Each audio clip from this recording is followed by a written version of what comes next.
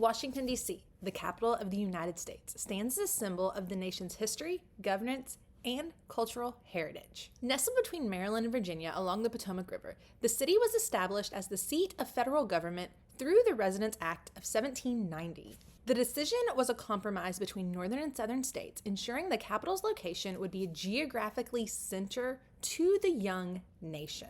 Named after the first president, George Washington, the city was designed by French-American architect Pierre-Charles L'Enfant, whose grand vision of wide avenues, public squares, and iconic structures has shaped the city's identity. Over the centuries, Washington, D.C. has evolved from a modest settlement to a vibrant metropolis, serving as the epicenter of American politics and the stage for monumental events in American history. Today, I'm going to give you a timeline of events of Washington, D.C. We're going to start from when it was first found, when it was founded, throughout what events that happened, how it got built up to what is happening in Washington, D.C. today. Let's dive in. In 1608, Captain John Smith would explore the Potomac River region. During Captain Smith's journey, he would encounter the Naugatuck, I hope I'm saying that right, people who were part of the large group of Algonquin-speaking tribes that inhabited the area. The Naugatuck people lived along the riverbanks, and they were engaged in fishing and farming and trade. And Smith's exploration really aimed to map the area and to establish relations with these indigenous tribes. In his writings, he detailed valuable insight on the geography, on the natural resources, and on the way of lives of the indigenous people he ran across. The Naugatuck people played a crucial role in the region's trade networks, and Smith thought it was very important to make a connection with them. Smith's exploration marked one of the earliest European interactions with indigenous people in the Potomac region, setting a stage for future settlements, but also for future conflicts. Fast forwarding to 1783, Congress is going to briefly meet in Annapolis, Maryland to debate the need for a permanent federal capital. The reason Congress had to move to Annapolis in 1783 out of Philadelphia was because of the Pennsylvania Mutiny of 1783, which was where disgruntled soldiers had gone to Philadelphia demanding payment for service that they did in the war that they weren't getting paid for. So they moved from Philadelphia to Annapolis, to a place they felt was a little bit safer at the time, to discuss where are we going to put this federal capital. Congress would debate various locations, considering both geographically centered location and symbolic locations. And these discussions would lay the groundwork for the decision to establish a federal district, which would later be authorized in the Constitution, which is Article 1, Section 8, Clause 17. In 1787, the U.S. Constitution would be drafted. And in the Constitution, like I just said, they are going to add a constitutional provision, Article 1, Section 8, Clause 17, which is often called the District Clause, granting Congress the authority to exercise exclusive legislation in all cases whatsoever over such district not exceeding 10 square miles, as may, by cession of particular state, and the acceptance of Congress, become the seat of government of the United States. This clause established the federal district to take up to 100 square miles to serve as the nation's capital. The reason behind making a federal district for the national seat of government was so that no state could exert undue influence over national governance or disrupt congressional activities. They felt that it was really important for the national government to be on its own, to not be part of a state, to not be part of a city in a state, to be its own area.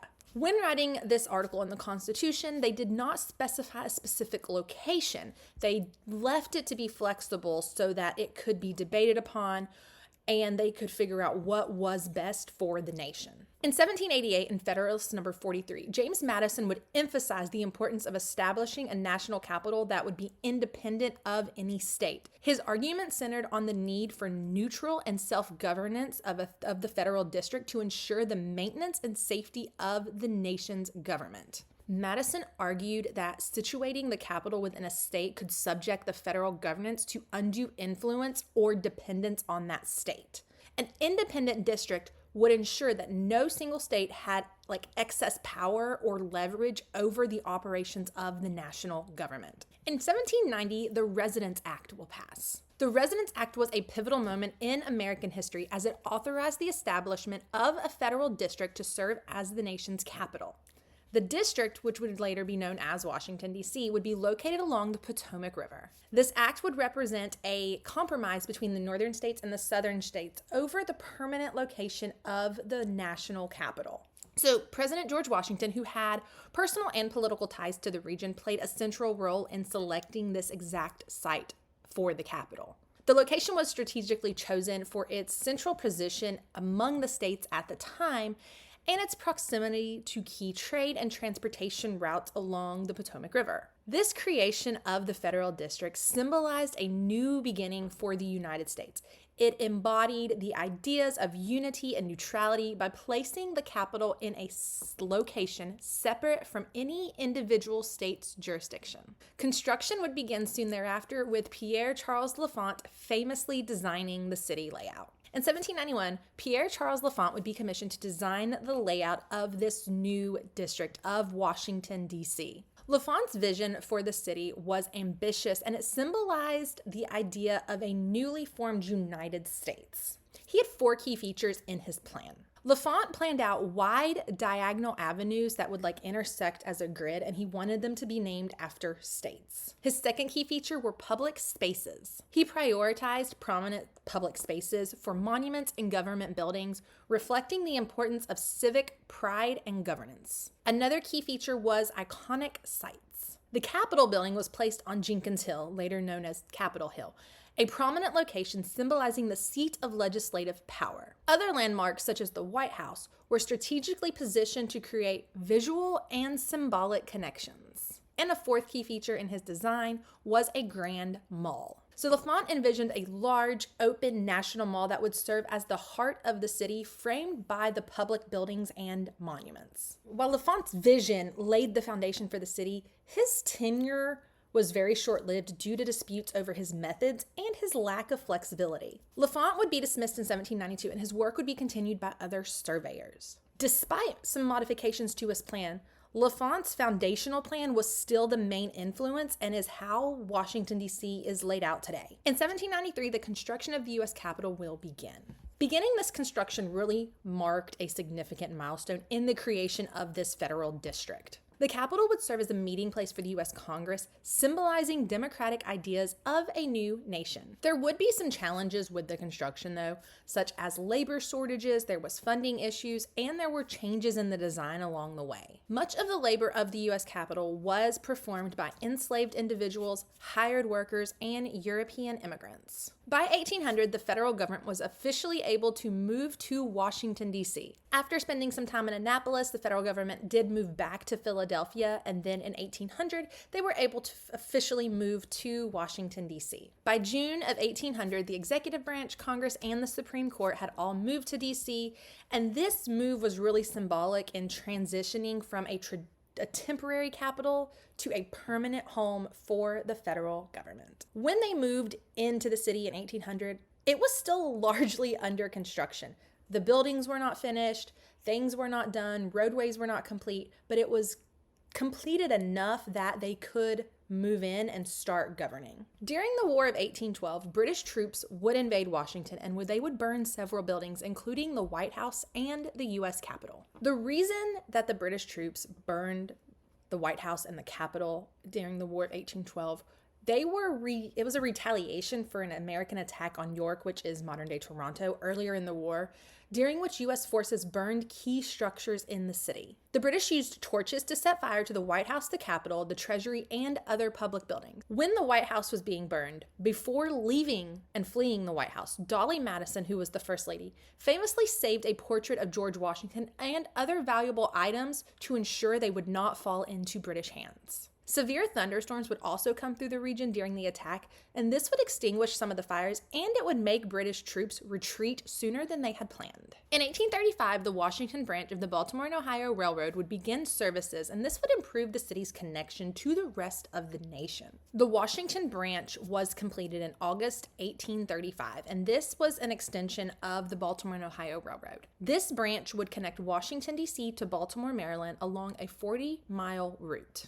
This Washington branch of the railroad would facilitate trade and commerce connecting D.C. to the markets in Boston and beyond, reducing transportation costs and transportation times. The railroad improved transportation, which made it easier for visitors, for government officials, and for goods to reach the capital, enhancing its role as the nation's political and administrative hub. The arrival of the railroad also spurred growth and urbanization in Washington, D.C. 1846 is going to be a year that something happens that doesn't usually happen when the federal government has land. Portions of D.C. west of the Potomac River, including Alexandria, are going to be returned to Virginia. Alexandria being returned to Virginia would reduce the size of the federal district, and this is something that is really rare, that the federal government returns land to a state. There were a couple of reasons why Washington, D.C. gave the area of Alexandria back to Virginia. One of them was economic concerns. So Alexandria's economy was struggling due to the competition by nearby Georgetown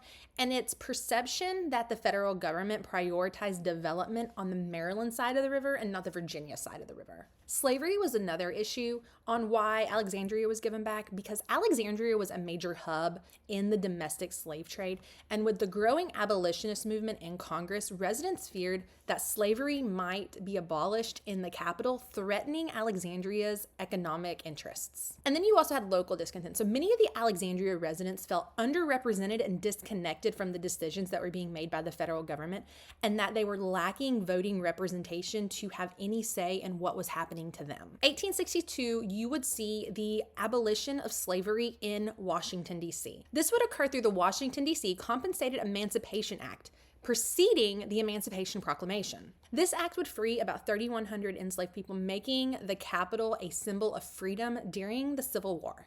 Under the act, slaveholders were given $300 per enslaved person that was freed, which was a unique aspect under the law. The enslaved people were immediately freed upon the law's passage. And a portion of the act also provided $100 to freed individuals who chose to immigrate outside of the U.S. This act in D.C. would grow the movement of abolition in the nation and really push towards the Emancipation Proclamation. During the big years of the Civil War, 1863 to 1865, Washington, D.C. would become a vital military and administrative center. Washington, D.C. gave the Union strategic importance because it became the epicenter for decision-making, for military operations, and for logistical support in the war effort. During the Civil War, Washington would be heavily fortified with 68 forts, 93 batteries, and 20 miles of trenches to protect it from Confederate attacks. The city's proximity to Confederate Virginia made it a frontline city, constantly under threat during the war. The Civil War would also bring a lot of African Americans to Washington, D.C. Washington, D.C. would become a refuge for those slaves in the South who were fleeing north, and this really brought a large African American population to Washington, D.C., which still exists today. Many of these African Americans would join the Union Army, or they found work in the city, helping shape its post-war identity. Washington, D.C. would also be where President Abraham Lincoln would be assassinated at Ford's Theater in April of 1865.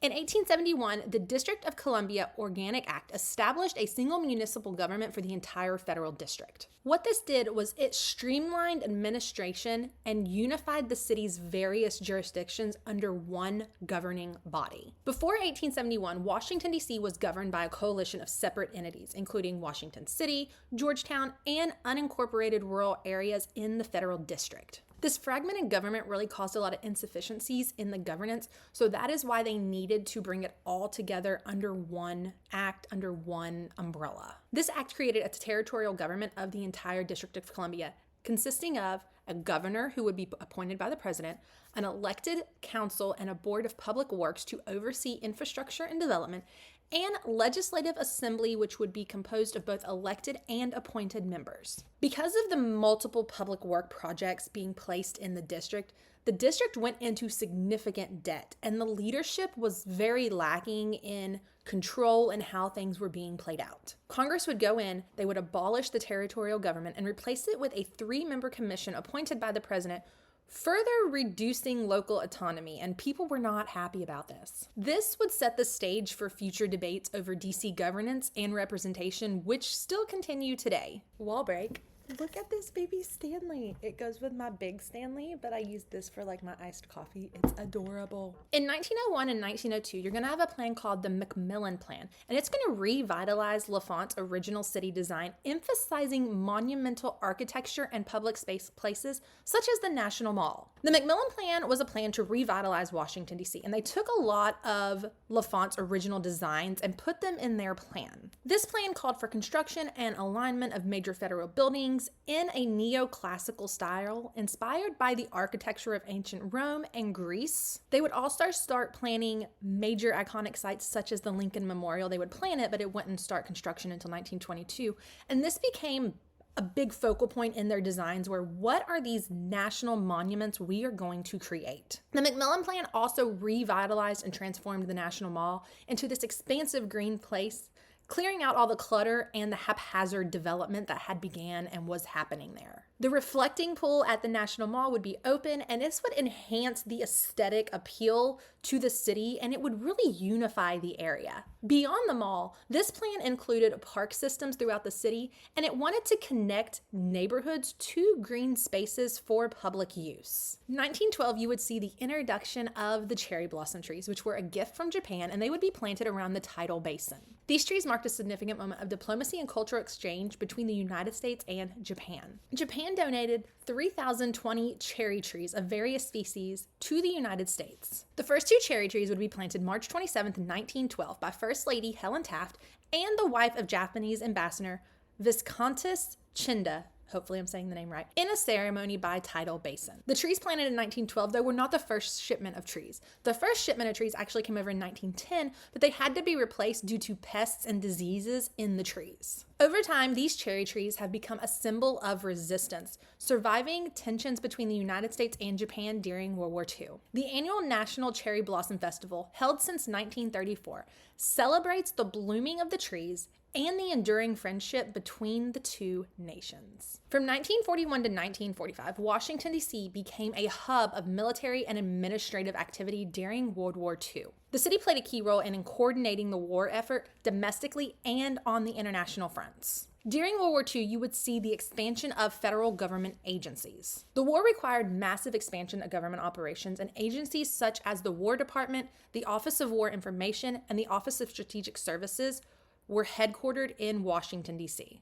New agencies and positions were created to oversee war production, rationing, intelligence, and the propaganda effort, leading to an influx of government workers. Thousands of people would move to Washington, D.C. to take these new jobs in government and defense, including many women and African Americans who found new opportunities as part of the wartime effort. The Pentagon would be completed in 1943, becoming the largest building in the world and the center of the military planning and operations. The rapid population growth put pressure on the city's infrastructure, leading to housing shortages, traffic congestion, and overcrowded public services. Washington's role as the seat of the U.S. government and the arsenal of democracy solidified its global importance. The city hosted foreign leaders and diplomats, reinforcing its position as a center of Allied strategy and post-war planning. 1963 would see the March on Washington. The March on Washington would be where Martin Luther King Jr. would deliver his famous "I Have a Dream" speech, and this would take place at the Lincoln Memorial. This march became a pivotal moment in the civil rights movement. It would be held on August 28, 1963, and it would draw over 250,000 people to the Lincoln Memorial. The people at the march were advocating for racial equality, economic justice, and civil rights legislation. The march was organized by multiple different groups, such as civil rights organizations, labor organizations, and religious organizations. Some of its goals included desegregation of public facilities, protection of voting rights, equal access to education, fair wages, and meaningful civil rights legislation. During the march, Dr. King would give his "I Have a Dream" speech on the steps of the Lincoln Memorial. And this is where he would say that people should not be judged by the color of their skin, but by the content of their character. This speech was a call to action, and it expressed hope, binding biblical references and American ideas. Dr. King giving the speech at the Lincoln Memorial was deeply symbolic because Abraham Lincoln's legacy as the great emancipator resonated with the march's themes of equality and justice. 1973 would see the District of Columbia Home Rule Act.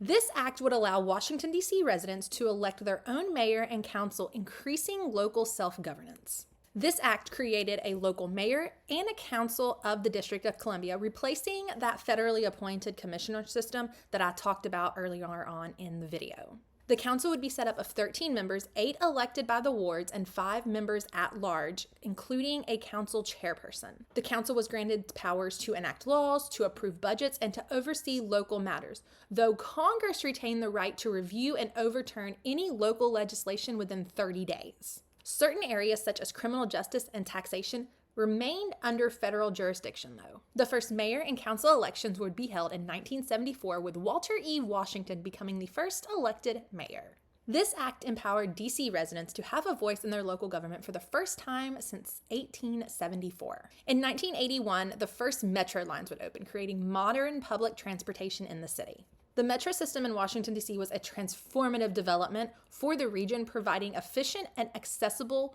transit for residents, workers, and visitors.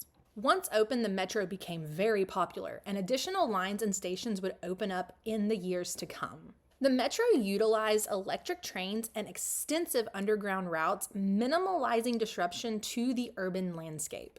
The metro provided an alternative to driving, alleviating some of the region's notorious traffic problems. As more metro stations were built, it fostered new neighborhoods and commercial hubs to grow. The metro does not just connect D.C. with itself, it also connects D.C. with Maryland and Virginia, making it easier for suburban residents to come in and out of the city. Over the decades, the metro has expanded to 6 lines: red, blue, orange, silver, green, and yellow. There are 98 stations, becoming the second largest rapid system in the United States. 2001, you would see a terrorist attack in Washington, D.C. The Pentagon, located right outside Washington, D.C., would be attacked on September 11th. This would heighten security and become a focal point for national resilience. At 9:37 a.m., American Airlines Flight 77 would crash into the western side of the Pentagon, killing 125 military and civilian personnel in the building and all 64 people on board Flight 77. This attack caused significant disruption in the world's largest office building, but did not compromise its overall structural integrity. The attack not only on the Pentagon, but in New York City and the plane that crashed in Shanksville, Pennsylvania, prompted an immediate lockdown of the city, with evacuations of the White House, the Capitol, and other federal buildings. Airspace over D.C. was closed and military jets began patrolling the skies. In 2008, the Pentagon Memorial would be completed, and this honors the lives lost in the attack. Its design includes 184 illuminated benches representing each victim. The attacks on 9/11 would lead to new departments and legislation being passed. You would have the Department of Homeland Security being created, and you would have the passage of the Patriot Act, reshaping national security policies. In 2021, the U.S. Capitol would be stormed by rioters on January 6th, challenging the certification of the presidential election. This event would occur as Congress convened to certify the election of 2020. This event highlighted the deep political divisions in our country and led to widespread condemnation, investigations, and reassessment of Capitol security. Hundreds of individuals involved in the attack would be arrested and charged with crimes, from trespassing to conspiracy. The incident intensified discussions about political polarization and the integrity of democratic institutions. Today in Washington, D.C., there is an ongoing statehood debate. There are efforts to grant Washington, D.C. statehood, with proponents seeking representation for residents in Congress while maintaining the district's federal significance. Residents in Washington, D.C. pay federal taxes, they serve in the military, and they fulfill civic duties, yet they have no voting representation in Congress. The people pushing for the statehood of Washington, D.C. says it would give Washington, D.C. equal rights. It would give them 2 senators and 1 voting House representative, giving D.C. equal footing to other states. Statehood would also grant D.C. greater control over its own budget, its laws, reducing federal oversight. Opponents to statehood, though, say that the Constitution designates Washington, D.C. as a federal district, and statehood would require a constitutional amendment or creative legal workarounds. Opponents also fear statehood might compromise D.C.'s role as a neutral federal capital. The 23rd Amendment in 1961 granted D.C. residents the right to vote in presidential elections, giving them 3 electoral votes, but they still lack congressional representation. The statehood debates embodies broader issues of representation and equality, resonating with the principle of democratic inclusion. It also raises questions about the role of the capital as a federal district versus a home for its residents. Let's talk about some of the iconic monuments in Washington, D.C. Washington, D.C. is home to a number of iconic monuments that honor history, leaders, and the values of the United States. You have the Washington Monument. The Washington Monument is an obelisk that stands at the center of the National Mall, and it honors our first president, George Washington. You have the Lincoln Memorial, which was dedicated in 1922 to pay tribute to President Abraham Lincoln. The Jefferson Memorial, completed in 1943, honors Thomas Jefferson, the principal author of the Declaration of Independence and the third president of the United States. 2011 would bring about the Martin Luther King Memorial. This celebrates the civil rights leader and the legacy that he left with the nation. The Vietnam Veterans Memorial, which would be dedicated in 1982, honors the servicemen and women who fought in the Vietnam War. The centerpiece of this memorial is a black granite wall inscribed with 58,000 names of those who lost their lives or went missing during the war. The World War II Memorial, which opened in 2004, honors those 16 million Americans who served during World War II and the 400,000 lives that were lost. The Korean War Veterans Memorial would open in 1995, and it would serve to honor those who served in the Korean War.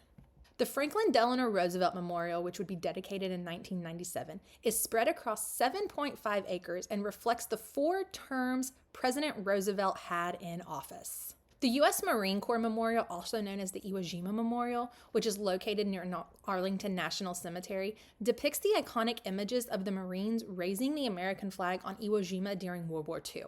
The Holocaust Museum Memorial, which is technically a museum, serves as a memorial to the victims of the Holocaust. This was opened in 1993, and its goal is to educate visitors of the atrocities that were committed during World War II and a solemn reminder of the importance of combating hatred and genocide.